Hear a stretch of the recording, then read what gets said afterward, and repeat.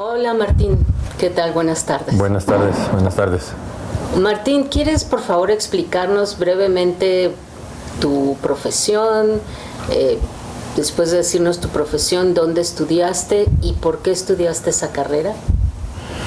Bueno, pues te digo muy rápido, estudié esa carrera aquí en esta casa, estamos en casa de mi madre en Coyoacán, y cuando tuve 5 años me enfermé de hepatitis, entonces mis papás me sacaban en un carrito de ruedas al jardín, porque no me podía mover, y me llamó poderosamente la atención la presencia de unas mariposas que estaban en un árbol de ciruela, y entonces pues, ahí empezó mi pasión por los insectos, porque pude estar observando durante muchas horas, muchos días, qué hacían esas mariposas, que ponían los huevos, etcétera. Luego ya cuando podía caminar, pues me llevaban al árbol y me subían para ver que había gusanos, y que luego de esos gusanos se hicieron unos capullos, que esos capullos nadie me podía explicar qué eran, pero los guardé y entonces salieron mariposas, y entonces bueno, ya fue así como la emoción total. Y ahí realmente yo creo que es la raíz de por qué pues, estudié entomología, y bueno, ahí respondo tu pregunta, ¿no? Pues estudié agronomía en el Instituto Tecnológico de Estudios Superiores de Monterrey, en el campus Monterrey, porque aparte de que la biología y la ecología me fascinaban, la agricultura también. O sea, aquí en esta casa tuve la oportunidad de tener una hortaliza y sembrar mis propios alimentos desde muy chico, y bueno, era así como que la máxima emoción. Entonces yo sabía que quería ser investigador, pero que quería trabajar en algo que tuviera que ver con la agricultura. Muy bien, qué buena combinación. Sí. Bueno, entonces te enfilaste desde muy joven hacia la investigación. Sí, porque como era una persona yo muy curiosa, o sea, a mí me gustaba observar, y desde niño me gustaba observar. Entonces tuve la gran oportunidad a través de mi madre y también de mi padre, uno, de escuchar muchas conversaciones con científicos muy connotados de muchos lugares del mundo, ¿no? Y por otro lado, a esas conversaciones derivaron en oportunidades para ir a hacer veranos en diferentes lugares. Entonces, por ejemplo, una vez organizaron el primer congreso de fauna silvestre aquí en la UNAM, y yo pude participar, o sea, como oyente, para ver una emoción total. Y ahí estaba una persona famosísima que se llamaba el doctor Hibler, Chuck Hibler, que era así como la eminencia de la patología de la fauna silvestre. Un tipo muy huraño, pero bueno, se acercó mi mamá y platicamos con él, y entonces surgió, le dijo, yo podría ir a trabajar con usted, y me dijo, sí, ¿cómo no? Entonces fui a trabajar un verano con él, y fue muy difícil porque el señor era una persona complicada de persona, o sea, depresiva, con muchos problemas personales, pero era un gran científico. Entonces me dio la oportunidad de trabajar en el campo, o sea, yo era el responsable de investigar por qué unos venados estaban empezando a morir.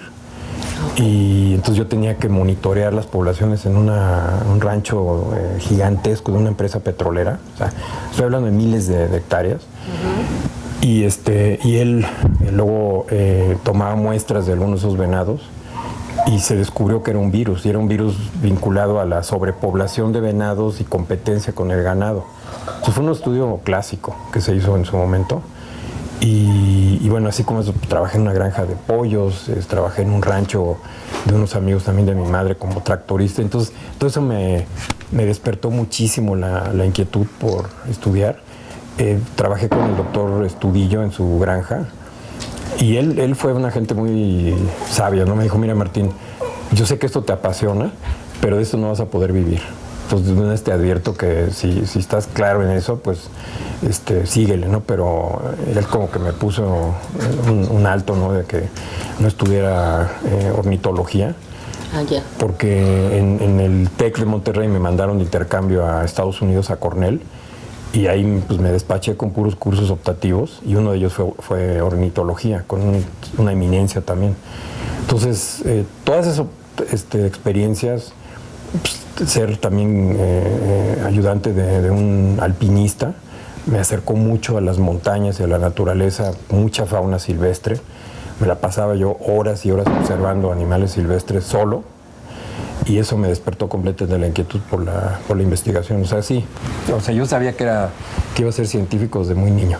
Sí, supongo que el hecho de que tus padres, los dos, fueran de ese tema de científicos, los dos investigadores, de alguna manera influyó en que te enfilaras por ese lado, ¿no? Sí, o sea, indudablemente, ¿no? Tanto mi madre como mi padre, ¿no? Porque mi padre era una persona que tenía una inquietud por conocer increíble, aunque era médico cirujano, digamos, como profesión y trabajaba como médico particular. Toda la vida estaba preguntándose muchas cosas y colaboraron incluso con mi madre, ¿no? Pero también otra cosa que me influyó mucho fueron todas las personas que llegaron a la casa que no eran científicos, pero que eran escritores o que eran cineastas. Gente que todo el tiempo estaba cuestionando todo. O sea, cuestionaba esto, cuestionaba aquello. Entonces yo viví rodeado de un mundo de lectura, de mucha cultura, de estar cuestionando todo. Y eso generó ese espíritu de estar preguntando y preguntando siempre por qué, ¿no? O sea, nunca en esta casa la gente estaba contenta con un hecho, sino era rascarle el por qué pasaban las cosas, también desde el punto de vista social. O sea, se me generó una inquietud muy grande también por el tema social, ¿no? Entiendo. Ahora, ¿por qué, siendo la doctora Lynn veterinaria, por qué, y te gustaban los animales, el comportamiento animal, todo esto que me has platicado, por qué no estudiaste veterinaria y te fuiste por agronomía? Mira, es algo irónico, pero como leí tanto, porque la verdad yo era una persona que leía muchísimo y tenía tantos amigos con los que filosofaba mucho, me quedó perfectamente claro que lo que no tenía que hacer era estudiar ni médico ni veterinario, porque yo quería tener mi propia vida y mi propio camino, ¿no? Entonces tuve dos padres muy, muy connotados, muy conocidos, y intuitivamente yo me di cuenta que ese no era el camino para mí, ¿no? O sea, yo quería otra cosa, pero en la línea de investigación. Sí, la línea de investigación, pero lo mío. Y como era muy independiente, muy, muy independiente, entonces me quedó muy claro eso. Sí. Fue un poco triste, sobre todo yo creo que más para mi papá, porque él sí tenía como una ilusión de que alguno de sus hijos fuera médico. Mi madre, yo nunca sentí que le importara tanto, aunque sí tocaba el tema. Pero, o sea, a mí aunque me hubieran pagado no estudiaba ni veterinaria ni medicina, o sea, y además la veterinaria no me apasionaba tanto como la agricultura y la ecología, o sea, la ecología y la veterinaria, la biología me apasionaba mucho más que la veterinaria, ¿no? Uh-huh. Yo con la veterinaria tenía muchos problemas de ver, o sea, el tema de los rastros, de esas cosas que desde niño viví. Cuando era estudiante en el TEC me mandaron a un rastro a recoger bilis y yo ese día dije, no quiero saber nada de esto. Incluso cuando empecé a estudiar agronomía, estaba estudiando para zootecnista y me peleé a muerte con un profesor, incluso me quiso reprobar porque un día nos dijo que si queríamos hacer mucho dinero, que compráramos un lote de ganado, empezáramos a balacear para que se espantaran, empezaran a defecar y a orinar, y que lo compráramos en ese momento y que después, ya que se fuera el que lo vendió, le diéramos mucha agua y que en 2 horas ya teníamos una ganancia tremenda porque habían ganado de peso. Entonces, esa experiencia a mí me perturbó muchísimo. Yo vi que ese gremio era muy corrupto y muy poco ético. Uh-huh. Y tuve la gran oportunidad de conocer a 2 maestros en el TEC que eran todo lo contrario, entomólogos, y eso me cambió la vida, ¿no? O sea, realmente ahí fue donde me di cuenta que sí era un campo que a mí me gustaba muchísimo. ¿Y fue ahí, a partir de ahí, que decidiste empezar a enfilarte para la investigación? Sí. ¿O en qué momento fue?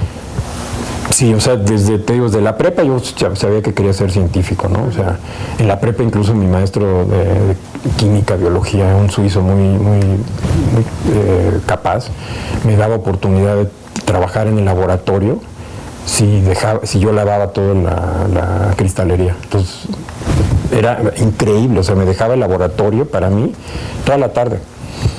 Y después fui con René Rosiles a la UNAM porque quería hacer unos experimentos de fermentación y ahí no se podía, entonces me fui con él.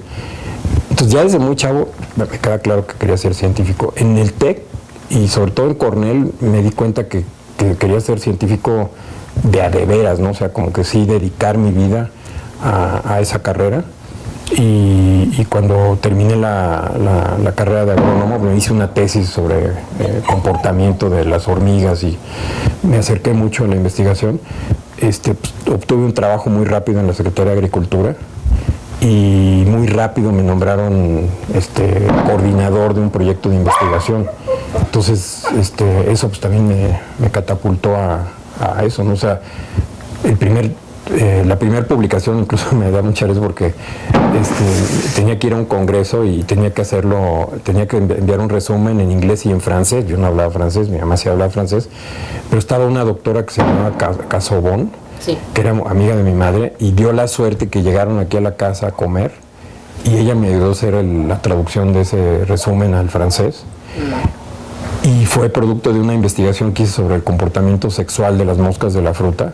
Ajá. Que eso fue también como un golpe de suerte, o sea, me contratan. Bueno, cuando hice el servicio social fui chofer de un profesor del TEC que tenía como tarea hacer una investigación sobre las moscas de la fruta, particularmente la mosca del Mediterráneo. Sí. Entonces ahí pues conocí lo que era de empezar a investigar, ¿no?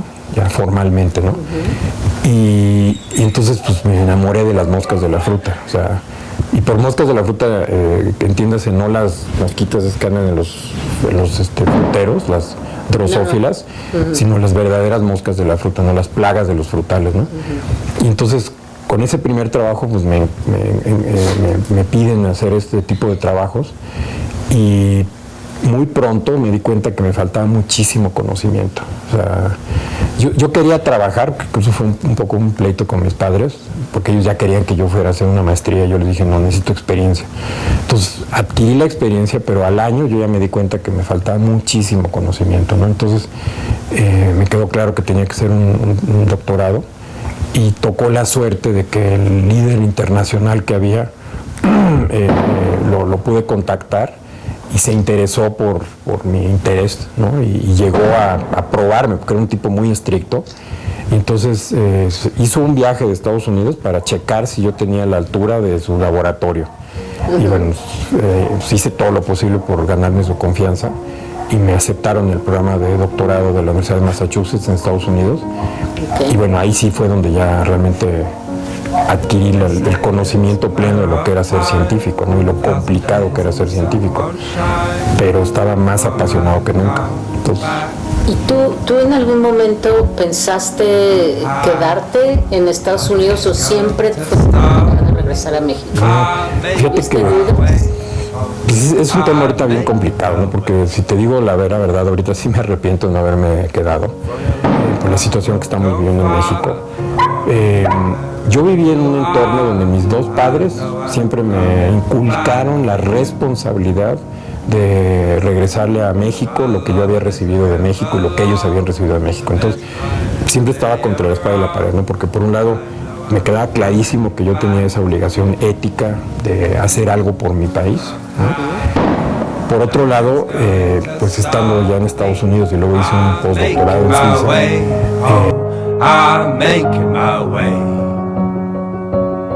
I go solo, oh, I go solo, I'm making my way, oh, I'm making my way.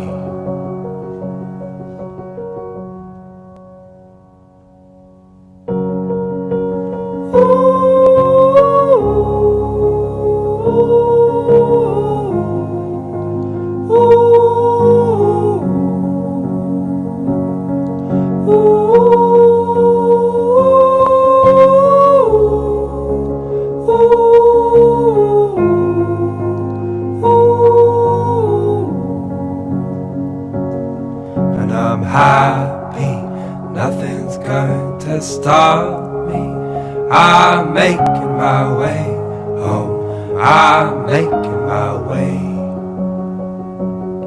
I go solo, oh, I go solo, I'm making my way home. I'm making